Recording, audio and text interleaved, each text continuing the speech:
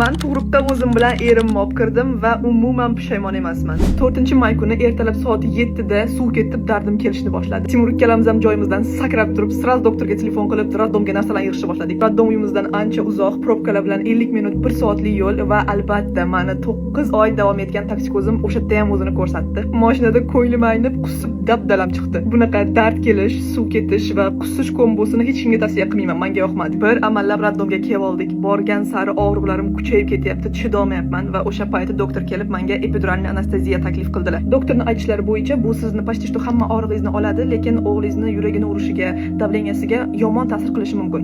Rozi bo'lsangiz mana mana shunga qo'l qo'yasiz deb menga olib kelib berishyapti.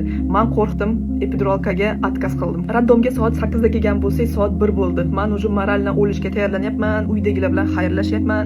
Timurning qo'llarini qattiq siqib yig'lashni boshlayapman. Timur chidoyman, rostdan boshqa chidoyman, iltimos ayting yordam berishsin. Timur bechora ham nima qilib yordam berishni bilmaydi. Bellarimni massaj qiladilar, chuqur-chuqur nafas oling deb padesha qilib turadilar. Soat 4 bo'ldi. Oyoq qo'llarim qaltirab, o'zimga o'zim javob bera olmay qoldim. Ko'zimni oldi qop-qorong'i bo'ldi, quloqim umuman eshitmay qoldi va Timurning qo'liga dub hushimdan ketdim. Ko'zimni ochganimda уже kravatda edim. Atrofimda faqat medsestralar yuzimga suv sepib yotdi. Farida o'zingizga keling deb. Ko'zimni ochib birinchi qilgan ishim bu albatta atrofda Timurni qidirish bo'ldi, lekin ular уже yo'q edilar. Medsestralar Timurni yig'laganini ko'rib, ularni chiqarib yuborishibdi. Men esa u paytda уже tug'ish paytim keldi. Medsestralar ko'tarib kresloga olib chiqishdi va rovna 4:30da mening o'g'lim Imron Alixonov tug'ildi. 4 kilo bo'lib tug'ildi o'zi ham. Keyin уже Timurni obratna xonaga kirgizishdi, bolachamizni qulog'iga azon o'qib qo'ydilar va shunaqa tug'ruq hikoyasi bo'ldi. Boshqa odamlarning tug'ruq hikoyasini eshitishni yaxshi ko'rganim uchun ham bu videoni olishga qaror qildim. O'shuning uchun siz ham izohlarda o'zingizni tug'ruq hikoyangizni yozib qoldirishni unutmang. Kitob o'qiganday o'qib o'tiraman.